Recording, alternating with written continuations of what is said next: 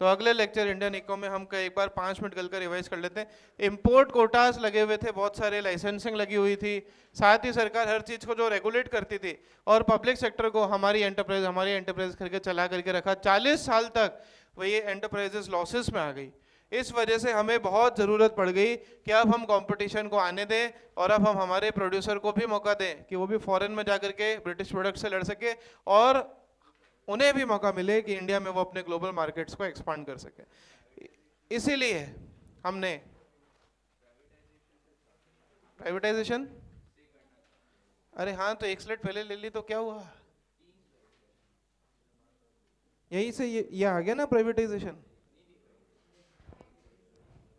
अरे तो तुम्हें तो बुक है ना तुम्हारे पास, कैसे बिल्कुल नर्सरी क्लास जैसे बुक दी ना सामने, तो मैं मेरे लिए चलाता हूँ, पूरा लिंक बिल्कुल खत्म कर देते हो बिल्कुल पढ़ाते हुए। प्राइवेटाइजेशन क्या था? प्राइवेटाइजेशन एक ऐसा प्रोसेस था जिसके अंदर सरकार स्टेट ओन एंटरप्राइज, जो कि खुद सरकार चलाती थी पहले, उसको सेल ऑफ कर दे टू प्राइवेट पर्सन्स। और ये इसका 2 मेथड से करा जाना था। एक तो या तो आउटराइट सेल कर दो, आउटराइट किसी भी पब्लिक एंटरप्राइज की बोली लगाओ, और जितनी भी वैल्यू निकले वो किसी प्राइवेट पर्सन से ले लो, इसको हम कहते थे आउटराइट सेल। और दूसरा इसका प्रोसेस होता था डिसइन्वेस्टमेंट, जिसके अंदर पब्लिक कंपनी के शेयर्स वगैरह, पब्लिक एंटरप्राइज के शेयर्स किसको बेच दिए जाते थे? To private person. That is called disinvestment.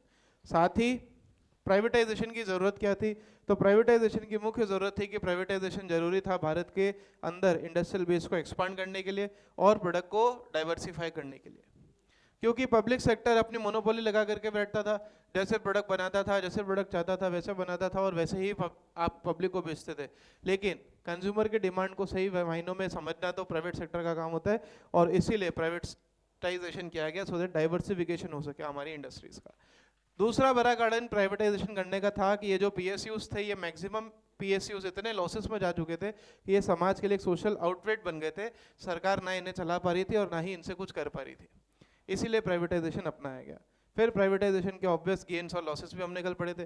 Privatisation के गेन ये हो गए कि हमारी टेक्नोलॉजी अपग्रेड हो गई, हमारी इकोनॉमिक ग्रोथ और डेवलपमेंट की तरफ, मॉडर्नाइजेशन की तरफ जाने लगी। इससे बहुत सारी कंपनीज जो है ह्यूज प्रॉफिट्स कमाने लगी, और साथ ही कंज्यूमर को सॉवरेन बना दिया गया। कंज्यूमर को सॉवरेन बना दिया मतलब कंज्यूमर को मार्केट का किंग बना दिया।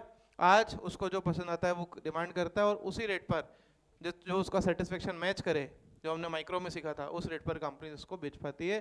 That means consumer has become sovereign in the market. हमेशा प्राइवेटाइजेशन के फायदे ही नहीं जबकि लॉसेस भी होते हैं। तो कहते हैं significant socialist pattern of the society, सरकार जो सोशल वेलफेयर चिल्लाती रहती है, प्राइवेटाइजेशन की वजह से कंपनीज प्रॉफिट मोटिव वाली आ गई है, और ये सोशल पैटर्न या सोशल वेलफेयर वगैरह ये सब एक थियोरेटिकल कॉन्सेप्ट बन करके रह चुका है। साथ ही जब प्राइजेस राइज होते हैं, it is obvious tendency of the system driven by that weaker section of the society को हमेशा एक ही चीज सहनी पड़ी, भेदभाव, because rich is getting richer and poor is getting poor. फिर हमने एक बात की थी, दैट वाज ग्लोबलाइजेशन। ग्लोबलाइजेशन एक ऐसा प्रोसेस है दैट इज है पिलफिल मतलब मिलावट, घूस, पंखा चला। ग्लोबलाइजेशन, लिबरलाइजेशन का end product is globalization. That means जब डोमेस्टिक इकोनॉमी इंटीग्रेट करती है with the rest of the world is called as liberalization, right? तो liberalization simply means removing the taxes and tariff barriers from the foreign trade. But जब ये taxes और tariff barrier हट जाते हैं, then government moves toward, then the country moves towards globalization. So globalization is the end result of liberalization. Liberalisation एक start है, उसका product, उसका एंड रिजल्ट ग्लोबलाइजेशन होता है, जिसके साथ हमारी economy rest of the world से ना सिर्फ इंटीग्रेट करती है, और हमारे सिर्फ रिश्ते अच्छे नहीं होते, जबकि हमारी इकोनॉमी की इंटरडिपेंडेंस भी बन जाती है, हम उन पर और वो हम पर डिपेंडेंट हो जाते हैं। That is called as globalisation. यहाँ से हमको अगली स्लाइड से पढ़ना था। So what was the aim of globalisation? Globalisation का सबसे बड़ा एम था, अगली 2 स्लाइड भी मैं कल पढ़ा चुका था, जिसमें हमने पढ़ा था ग्लोबलाइजेशन एक कॉम्प्लेक्स फिनोमिना होता है। ग्लोबलाइजेशन एक कॉम्प्लेक्स फिनोमिना इसलिए होता है बिकॉज लिबरलाइजेशन के बहुत साल तक मेजर्स लगाए गए, सरकार ने बहुत सारे चेंजेस करे, तब जाके भारत एक ग्लोबलाइज कंट्री बन सका। तो उसका सबसे पहला रीजन था ग्लोबलाइजेशन का increase in the equity investment of the foreign companies. तो पहले गवर्नमेंट किसी भी कंपनी को यहाँ पर भारत में इन्वेस्टमेंट करना अलाउड नहीं करती थी। आइडियली अगर हम 1956 की 50s की बात करें तो सिर्फ इनिशियल इन्वेस्टमेंट 40% अलाउ किया था किसी भी फॉरेन प्रोड्यूसर का भारत में, लेकिन आज ये इन्वेस्टमेंट को सरकार कितना कर चुकी है, 100%। दूसरा, पार्शियल कन्वर्टेबिलिटी। पार्शियल कन्वर्टेबिलिटी रुपये की ऐसे हुई कि हमने रुपये को डिवैल्यू करा बाय शार्प 20%। रुपये को शार्प डिवैल्यू करना इसलिए जरूरी था so that dollar investment Bharat में अट्रैक्ट हो सके, डॉलर भारत में आ सके और फॉरेन इन्वेस्टमेंट का जो रिजर्व है वो भारत का बढ़ सके। तो हमने हमारे रुपये को गिरा दिया और इसीलिए अमेरिकन और रेस्ट ऑफ द वर्ल्ड को इंडिया में इन्वेस्टमेंट करना सस्ता पड़ने लगा। That is called as partial convertibility. Partial convertibility के 3 स्कोप थे। सबसे पहला गुड्स एंड सर्विसेज के इंपोर्ट एक्सपोर्ट को बढ़ाना, payment for interest royalty dividend investment. अब जो सरकार जो इंटरनेशनल ईडीआर जीडीआर वगैरह खरीदती है उसका डिनोमिनेशन भी डॉलर में एक्सचेंज होने लगा डिविडेंड इंटरेस्ट पे आउट करने के लिए, और जो फैमिलीज वहाँ पर हैं वो यहाँ पर रेमिट कर सकती है उस पैसे को by exchanging dollar with rupees and rupees with dollars. साथ ही टैरिफ रेट वगैरह कम कर दी, इंपोर्ट ड्यूटी जो लगभग 100% लगती थी आज हमने उसको 0 कर दिया लगभग, और क्वांटिटेटिव रेस्ट्रिक्शंस को भी हमने हटा दिया। ये सारी बातें हमने कल तक पढ़ी थी। What were the changes made by globalization in Indian economy? ये भी स्लाइड भी मैंने कल पढ़ा दी थी राइट। तो 91 की अगर पूरी हम समरी देखें तो सबसे पहले भारत में equity investment, foreign equity investment through direct FDI permit कर दिया अप टू 51%। साथ ही ऑटोमेटिक परमिशन दे दी गई कि अगर आपको सर्विसेज वगैरह लेनी है, अगर आपको फॉरेन से टेक्नीशियंस वगैरह लेने हैं तो उसको 100% फ्री कर दिया, और अगर हाईटेक इंडस्ट्रीज वगैरह आपको सेटअप करनी है तो 1 करोड़ रुपए तक के इन्वेस्टमेंट पर कोई रोक, कोई टैक्स माफ कर दिया गया। साथ ही रुपए को शार्प 20% डिवैल्यू करा और रुपये को पार्शियली कन्वर्टेबल बना दिया। इसका आफ्टर इफेक्ट ये हुआ कि हमारे एक्सपोर्ट्स बढ़ने लगे और हमारे देश की नेशनल इनकम भी बढ़ने लगी। साथ ही इंडियन इकोनॉमी एक ग्लोबल सिस्टम में चलाई जा रही थी जहां पर इंपोर्ट ड्यूटी पर 250% तक टैक्स लगाया जाता था। मतलब अगर oh madam I am here, you know the teacher is, हाँ, तो जो टैक्सेस 250% तक सरकार लगा करके रखती थी, इवन कुछ देश में 300% तक टैक्स हमारे भारत में कई सारे प्रोडक्ट पर लगा करता था, उस इंपोर्ट ड्यूटी के रेट को 250% से कितना कर दिया, 10%। और एक्सपोर्ट ड्यूटी तो लगभग इन्होंने क्या करा, हटा ही दी। सो ये एक एरा था ग्लोबलाइजेशन का, यहाँ तक हमने कल पढ़ा था। अब हम आगे बढ़ रहे हैं with the positive and negative effects of globalisation. So globalisation के पॉजिटिव और नेगेटिव दोनों इफेक्ट हुए। पॉजिटिव इफेक्ट ये हुए, आप मन से भी लिख सकते हो, कि सबसे पहले ग्लोबलाइजेशन ने हमारे ग्लोबल मार्केट्स के एक्सेस को पॉसिबल किया। पहले भारत का प्रोड्यूसर भारत में रहता था, भारत में ही बनाता था, अब वर्ल्ड वाइड हमारे प्रोडक्ट की डिमांड होने लगी। तो ग्लोबलाइजेशन का सबसे पहला पॉजिटिव रिजल्ट हुआ कि हमारे प्रोड्यूसर को, हमारे मैन्युफैक्चरर को एक्सेस मिली to the global markets. Number 2, technology advance हो गई। टेक्नोलॉजी एडवांस क्यों हो गई? क्योंकि आप सब जानते हो कि पहले कैपिटल गुड्स के इंपोर्ट पे क्या थे, ban.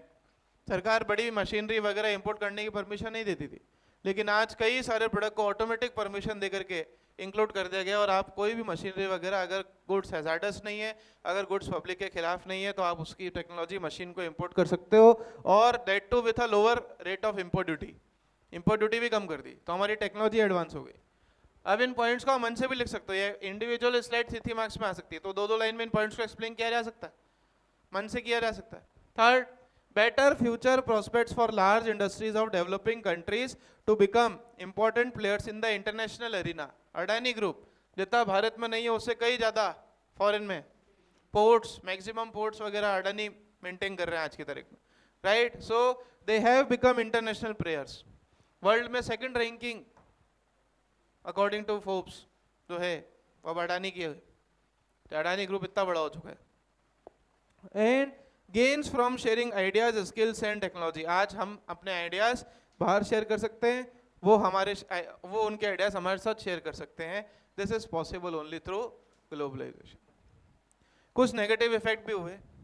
The benefits of globalisation is more to developed countries, US, Japan, इनको बेनिफिट ज़्यादा हुआ। इंडिया तो जब हम पढ़ते थे एज अ स्टूडेंट तो भी डेवलपिंग ही था, और आज हम स्टूडेंट्स को पढ़ा रहे हैं 11 साल हो गए तो भी डेवलपिंग ही है। सो ग्लोबलाइजेशन का फ़ायदा डेवलप्ड कंट्रीज़ को हुआ, डेवलप्ड कंट्रीज़ को हुआ, डेवलपिंग कंट्रीज़ को इसका कोई खास फ़ायदा नहीं हुआ। सेकेंड, वेलफेयर और आइडेंटिटी आज की तारीख में it comprises welfare and identity of the people belonging to poor countries. ऐसा डब्ल्यूटीओ मानता है कि अगर कोई कंट्री लिबरलाइजेशन करती तो वो गरीब होगी, क्योंकि अमेरिका ने तो आज भी रेस्ट्रिक्शन कितना लगा दिया, आप देखो हाल फिलहाल की न्यूज, राइट, कितना टैरिफ लगा दिया, बिकॉज वो लगा सकता है, उसके पास पावर है। भारत को हमेशा रूल्स लगे हुए को हटाना पड़ा या कम ही करना पड़ा क्योंकि हम गरीब हैं। तो ग्लोबलाइजेशन अगर कोई कंट्री इस प्रोसेस को अपनाती है तो डब्ल्यूटीओ और वर्ल्ड के अंदर उसकी नज़र जो है वो गरीब देश में गिनी जाती है, अमीर कंट्रीज ऐसा नहीं करती, वो तो अपनी तड़ में ही रहती है, right. So this is a negative effect. And third, market driven globalisation increases the economic disparities among nations and people. आज हर चीज डिमांड सप्लाई पे अगर छोड़ दें, रेलवे की डिमांड टिकट की और सप्लाई करने वाला एक ही, single seller and many buyers, तो it creates a huge gap between the rich and the poor. क्योंकि आज अगर डिमांड इतनी ज़्यादा है, एसी के अंदर लोकल बन जाती है गाड़ी कई जगह, कुछ स्टेशंस पर, इतनी हालत ख़राब है हमारी। तो अगर ग्लोबलाइजेशन होता रहा और अगर उसमें और सारी रेलवे कंपनीज आ गई, दैट मीन्स वो किराया जो आज आप 100 रुपये में यहाँ से आप कहीं दूसरी जगह पहुँच रहे हो, वो किराया 10,000 रुपये हो जा रहे हैं, और that again creates inflation in the market. इसकी वजह से मार्केट में फिर से इन्फ्लेशन क्रिएट होता है। This is all about liberalisation, privatisation and globalisation. अब यहाँ से इस स्लाइड से बिजनेस स्टडीज चालू होती है 11th क्लास की। वहाँ पर एक कॉन्सेप्ट आपने पढ़ा था, आउटसोर्सिंग पढ़ा था, जिसके दो प्रकार पढ़ाए गए होंगे, बिजनेस प्रोसेस आउटसोर्सिंग और knowledge process outsourcing, BPO and KPO. नहीं पढ़े? Emerging modes of business organisation में एक टॉपिक था आउटसोर्सिंग, राइट। चैप्टर ही नहीं पढ़ा, कोई बात नहीं, वो वैसे भी अभी किसी काम का नहीं है, लेकिन यहाँ जो पढ़ा रहा हूँ वो काम का है। आज आप देखोगे तो मेजॉरिटी कंपनीज जो कि ऑपरेट कहीं फॉरेन में करती हैं, वो अपने कॉल सेंटर्स इंडिया में इस्टेब्लिश किए हुए हैं। क्यों? मजा आ रहा है उन्हें? बिकॉज हमारे यहाँ पर पढ़े लिखे लोग सस्ते रेट में काम करने के लिए तैयार है। इसलिए आप जान करके हैरान होंगे कि अमेजोन, फ्लिपकार्ट जैसे कॉल सेंटर जो हैं वो भारत से ऑपरेट हो रहे हैं उनके। क्यों? बिकॉज ईजी हो गया। वहाँ पर पढ़े लिखे यूथ को हायर करो, 10 गुना पैसा दो और काम आधे नाले की से करते। हम लोग उनका 1/10 पैसे में पूरी रात भर काम करने के लिए तैयार है कॉल सेंटर्स में। मैक्सिमम एम्प्लॉयज जो कॉल सेंटर में काम करते हैं उनकी नाइट शिफ्ट रहती है, क्योंकि वहां पर जब यहाँ रात है वहां दिन है। Is it clear? तो ये होता है आउटसोर्सिंग। क्या होता है?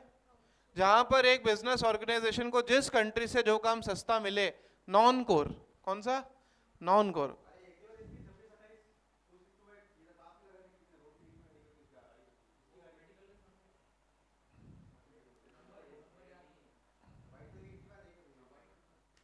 नंबर याद होने चाहिए गाड़ी के आपको।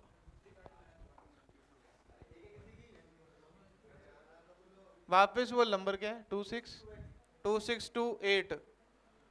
चलो, तो आउटसोर्सिंग एक ऐसा कॉन्सेप्ट है जिसके अंदर एक बिजनेस ऑर्गेनाइजेशन जो कोर एक्टिविटीज है वो खुद उस पर फोकस कर सके, इसलिए नॉन कोर एक्टिविटीज को किसी दूसरी कंट्री से करवा लेंगे। क्यों करवा लेंगे? क्योंकि वहां पर वो सस्ता पड़ रहा है। इस कॉन्सेप्ट को बोलते हैं आउटसोर्सिंग। क्या बोलते हैं? आज अमेजॉन, फ्लिपकार्ट, स्नैपडील, मैक्सिमम जो ये एमएनसीज हैं, इनके कॉल सेंटर कौन मैनेज कर रहा है? इंडिया। बिकॉज वो कॉल सेंटर को कोई कोर एक्टिविटी नहीं मानते। इवन वर्ल्ड ओवर अकाउंटेंट्स की कमी है, वर्ल्ड ओवर अकाउंटेंट्स की कमी है, इसलिए कई सारे इंटरनेशनल ऑर्गेनाइजेशन अपना अकाउंटिंग और ऑडिट का काम इंडियन चार्टर्ड अकाउंटेंट से करवाते हैं। जो बिग फोर्स हैं, डेलॉइट्स, केपीएमजी, ईवाई और आपका पीडब्ल्यूसी, इनके क्लाइंट्स इंटरनेशनल ही होते हैं। जहाँ पर आप आर्टिकलशिप, बिग फोर्स में जो आपने सुना होगा कई लोग बिग फोर्स में आर्टिकलशिप कर रहे हैं, ये 4 फर्म्स हैं, डेलॉइट्स, केपीएमजी, ईवाई और पीडब्ल्यूसी। इनके मैक्सिमम क्लाइंट्स इंडियन थोड़ी हैं, वो तो अफोर्ड ही नहीं कर सकते इतनी महंगी सर्विसेज। इनके मेजॉरिटी क्लाइंट्स फॉरेनर्स हैं, फॉरेन बिजनेस हाउसेज हैं, जो उनको भारतीय चार्टर्ड अकाउंटेंट्स इन बिग 4 में सस्ता काम करके दे रहे हैं। इवन उदयपुर में 3-4 फर्म ऐसे हैं जिनके सिर्फ फॉरेन क्लाइंट्स है, they deal only with foreign financial statements. उसके लिए सिर्फ इंडियन अकाउंटिंग स्टैंडर्ड्स नहीं, जबकि global accounting standards, international financial reporting standards भी पढ़ने पड़ते हैं, IFRS वगैरह ये सब, और IAS इंटरनेशनल अकाउंटिंग स्टैंडर्ड्स। तो ये सब काम कैसे पॉसिबल हुआ? सेल परचेज वहां और ये अकाउंटिंग या इंडियन चार्टर्ड अकाउंटेंट्स बैठ के कर रहे हैं। ACCA खुद कंट्री में उतने ACCA नहीं बना पा रहा है जितना इंडिया सप्लाई कर रहा हूं। तो this is called as outsourcing, because they believe, आज एप्पल का जो ओनर है वो क्या अकाउंटिंग करने बैठेगा एक एक ट्रांजेक्शन की? वो बिलीव करता है कि ये तो फर्जी काम है, ये नॉन कोर काम है, इसलिए ये डेवलपिंग कंट्री से कराओ। This is called as outsourcing. Outsourcing पहली बात हमेशा नॉन कोर एक्टिविटीज की होती है। किसकी होती है बोलो? नॉन कोर एक्टिविटीज के। और आउटसोर्सिंग हमेशा सर्विसेज की होती है, गुड्स की रेयरली होती है। जैसे अगर आप आईफोन की बात करो तो आईफोन का जो प्रोसेसर है that is Japanese based company.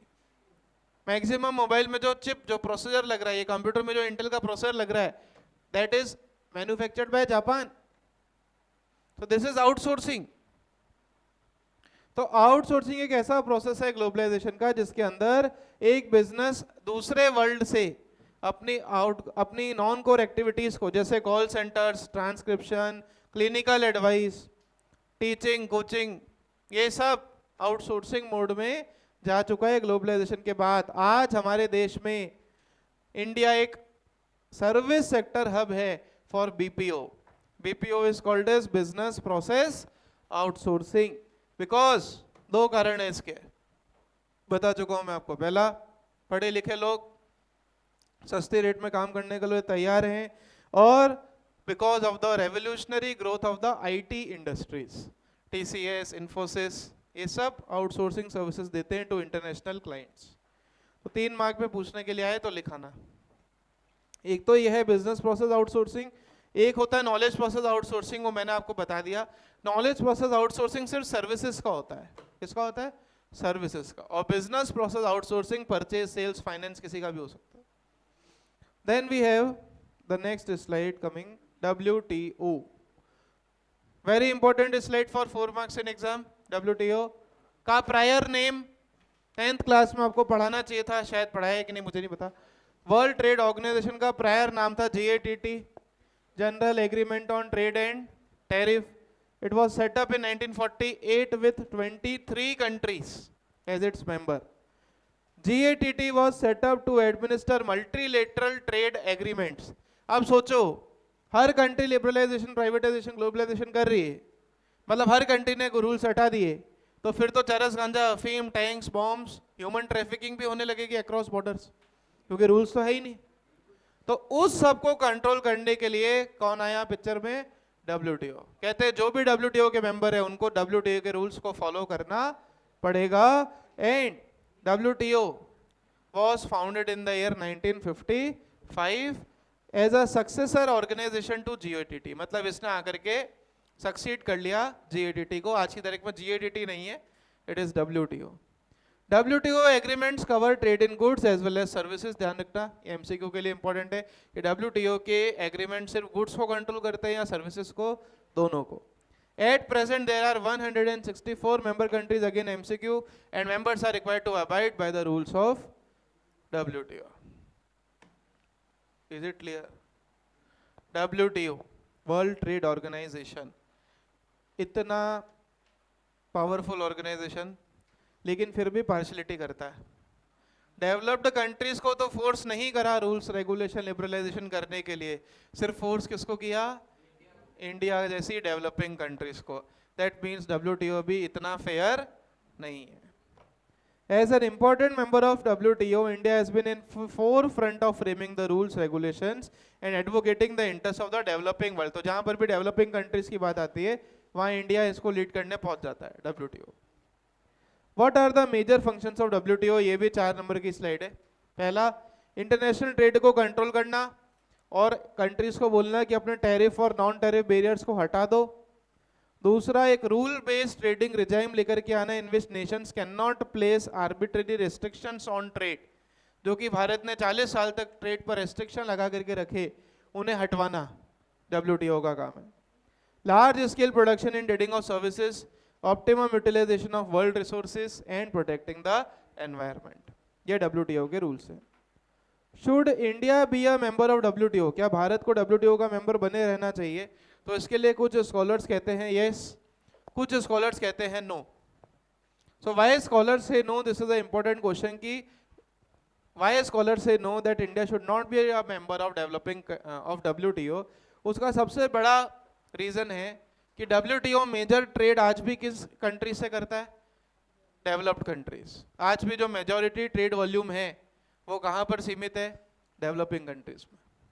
And developing countries are being treated as they are forced to open up their market for developed countries and are not allowed to access the market of the developed country। Bharat ने अपने rules and regulation हटा करके यहाँ American companies को तो आने दिया, लेकिन आज भी कुछ ही इंडियन कंपनीज है जो अमेरिका में बिजनेस ऑपरेट कर रही है। मोनोपोली तो आज भी अमेरिका में इंडियन कंपनी की नहीं है, अमेरिकन कंपनीज की ही है। लेकिन हमारे देश में कई जगह मोनोपोली अमेरिकन कंपनी की हो चुकी है। सबसे बढ़िया एग्जांपल मैकडी, डोमिनोज, घर का बना हुआ पिज्जा, घर का बना हुआ बर्गर समझ नहीं आता है, वहाँ वो कुछ भी बना रहे हैं, एक तेल को 25-30 बार भी यूज कर ले तो भी टेस्ट वहीं पे आता है। So this is the reason WTO के रूल्स के रेगुलेशंस की पॉलिसीज को फेयर और होना चाहिए। इसीलिए आपने 10th क्लास के ग्लोबलाइजेशन चैप्टर में याद करना, अगर 10th क्लास की बुक इको की पढ़ी हो तो वहां पर आपने एक लास्ट टॉपिक पढ़ा था, struggle for fair globalisation.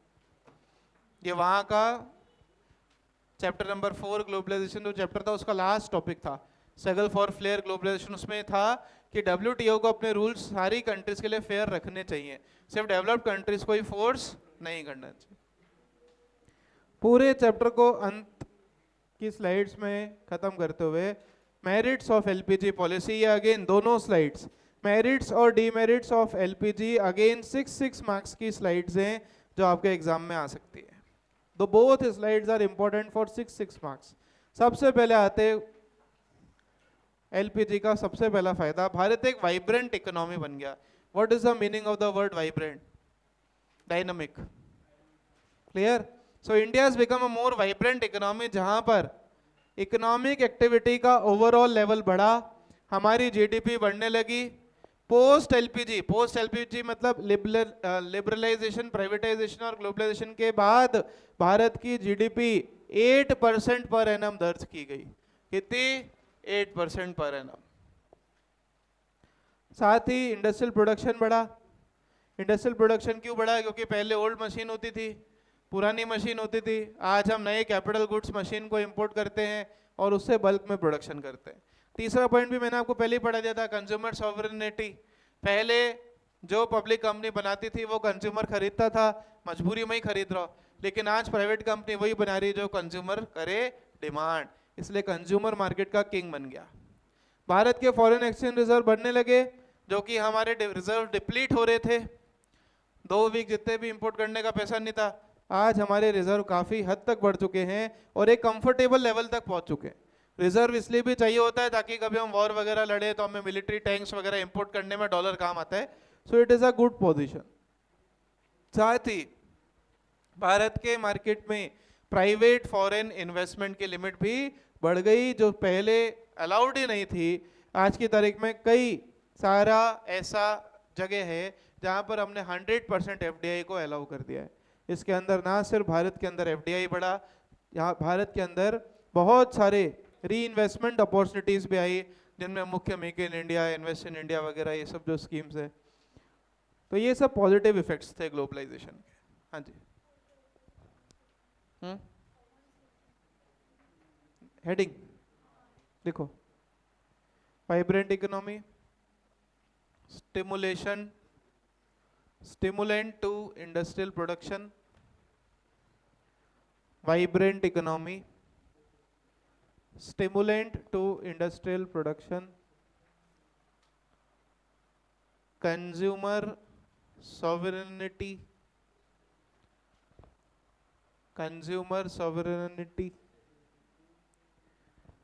increase in foreign investment, stimulant to industrial production, consumer sovereignty,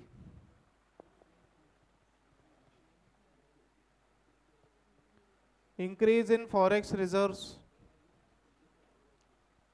increase in forex reserves, and flow of private foreign investment, flow of private foreign investment. Demerits, सबसे पहला agriculture ignore. Outsourcing जैसे concept तो आए, लेकिन agriculture में farmer के पास नई technology, farmer के पास में नई पेस्टिसाइड्स वगैरह फर्टिलाइजर की कोई अवेलेबिलिटी के लिए आज भी वो किसके ऊपर टिका है? गवर्नमेंट पे. सो नेग्लेक्ट ऑफ एग्रीकल्चर, एग्रीकल्चर की ग्रोथ रेट कम रही. एग्रीकल्चर एक प्रिंसिपल सोर्स लेबर का आज भी रहा, और agriculture sector is a significant source of demand for industrial sector. लेकिन लिबरलाइजेशन ने इस एग्रीकल्चर को पूरा का पूरा क्या कर दिया? बोलो, नेग्लेक्ट. हम तो एमएनसीज को ले आए जिन्होंने एग्रीकल्चर का और फोर्स्ड कॉमर्शियलाइजेशन करा. आज रिलायंस फ्रेश जैसे बड़े ब्रांड्स आ चुके हैं, लेकिन छोटा फार्मर आज भी अपने फसल को बेचने के लिए धक्के खा रहा है मिडलमैन के पास. सो एग्रीकल्चर पूरी तरीके से नेग्लेक्ट रहा. दूसरा, urban concentration of growth process. MNCs क्या गांव में फैक्ट्री लगाएगी? लेकिन गवर्नमेंट गांव में फैक्ट्री जरूर लगाती थी.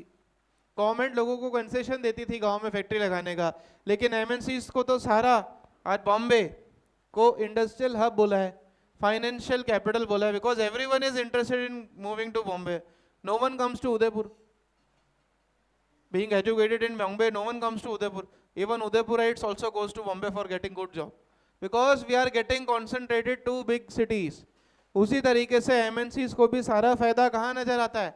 अर्बन एरिया में.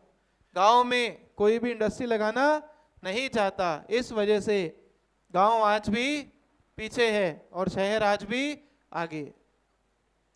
सो रूरल अर्बन गल्फ क्रिएट हो रहा है. रूरल अर्बन गल्फ मतलब रूरल और अर्बन एरिया के बीच का गैप बढ़ता जा रहा है.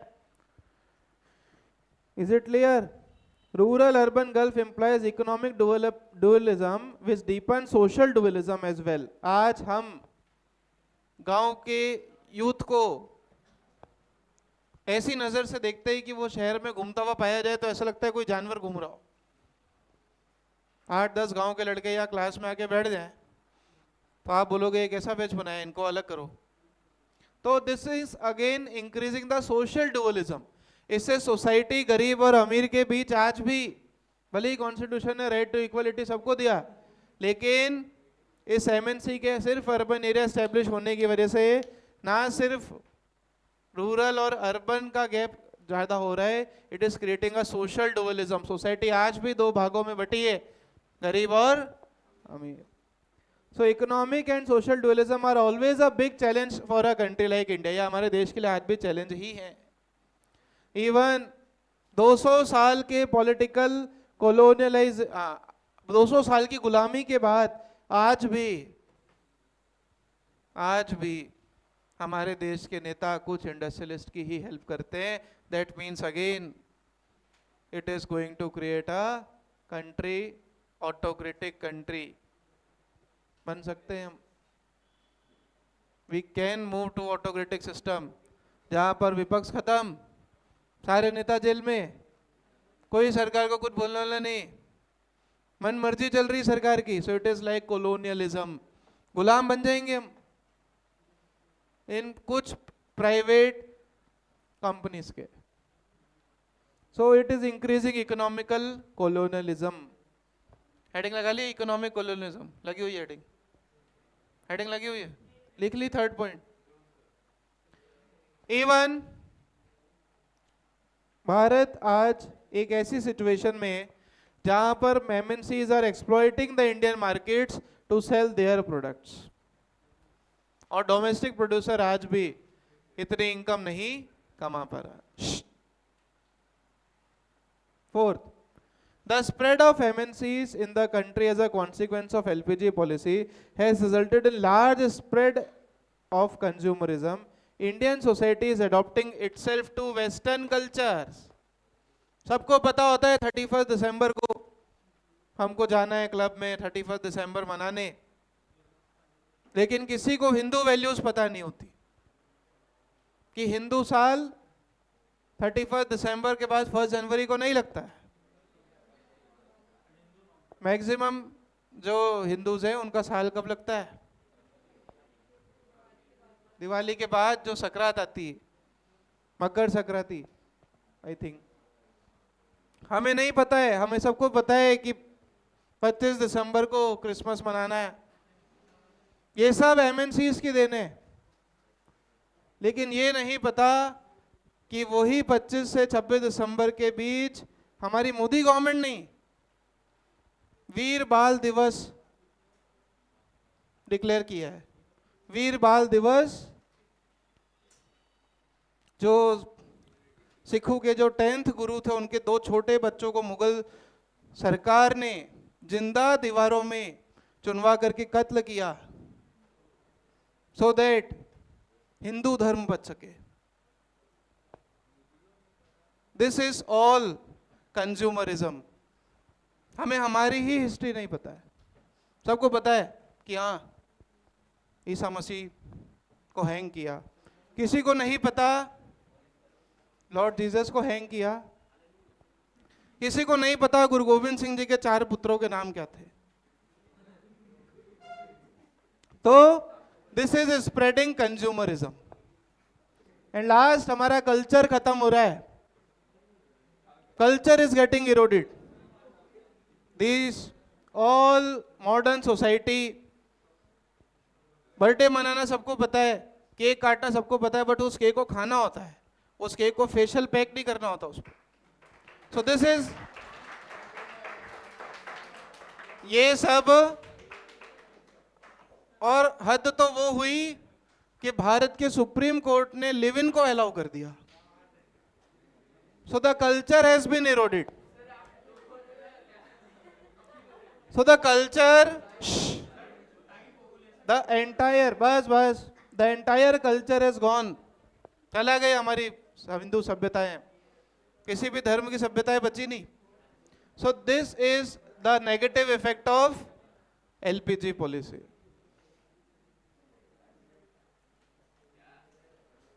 तो ये 6 मार्क्स की स्लाइड थी। अब सिर्फ 4-5 स्लाइड और बची है, वो करेंगे कल। Thank you.